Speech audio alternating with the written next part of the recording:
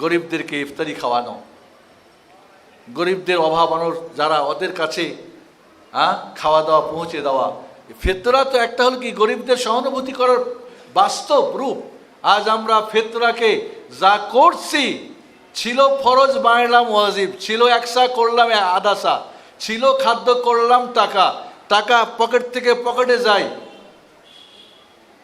আবার আমরা করলাম কি খাদ্যের কোয়ালিটি ছিল ভিন্ন প্রকার। ওই যুগে কিশমিশ আর পনির, পনির কত করে আপনাদের এই ঢাকা, পুরাতন ঢাকায় কত করে কিলো? আল্লাহ, কিশমিশ কত করে কিলো? খেজুর কত? ভালো খেজুর কত? আর জব? সুবহানাল্লাহ। ঈদের দিনে মদিনার একজন মিসকিন ফকিরের ঘরে বড়লোকদের 4 প্রকার খাদ্য একসঙ্গে পাইতেন। বড়লোকদের কাছে 4 প্রকার খাদ্য হতো না ঈদের দিনে, কিন্তু মিসকিনের ঘরে হয়তো 4 প্রকার খাদ্য। মদিনার এই 4 প্রকার উন্নত খাদ্য এক গরিবের ঘরে। কেউ দিত কিশমিশ, কেউ দিত পনির, কেউ দিত খেজুর, কেউ দিত জব। আহারে আনন্দ গরিবের ঘরে সেই দিন। আর আমাদের গরিব মিসকিনরা ঈদের দিনে ভাত পেট ভরে খাবে সেটাও না, চায়া মাঙ্গে বাড়ায়, মাগো আমাকে ঈদের দিনে একটি খাওয়া দাও তুমি। এই কি হলো আমাদের সাহাবাদের অনুসরণ?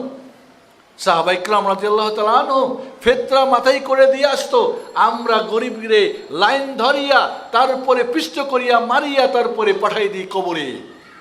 এই কি সাহাবাদের অনুসরণ হলো? না বন্ধুরা। রমাদান মানে কি পুড়িয়ে ছাই করে দেওয়া, পাপগুলিকে জ্বালানো, ছাই করা। রমাদান আমার জন্য একটি ওয়ার্কশপ, আমার এই বডিকে কি করা, রিফ্রেশ করা, বডি সার্ভিসিং করার জন্যে আমার চোখ, হাত, পা, কান।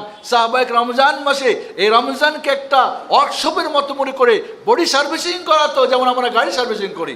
রমজান মানে জ্বালানো, তাদের পাপগুলিকে জ্বালাতো। এই রমজান ছিল তাদের জন্য একটা ইউনিভার্সিটি, যে ইউনিভার্সিটির ডিপ্লোমা কোর্স করতো তাকওয়ার। রমজান মাস একটা কি ইউনিভার্সিটি, রমাদান ইউনিভার্সিটির নাম। এর কোর্স ডিপ্লোমার নাম হলো তাকওয়া। তাকওয়া মানে কি? ইমানি শক্তি, ভালো কাজ করি, পাপের কাজ ছাড়ি।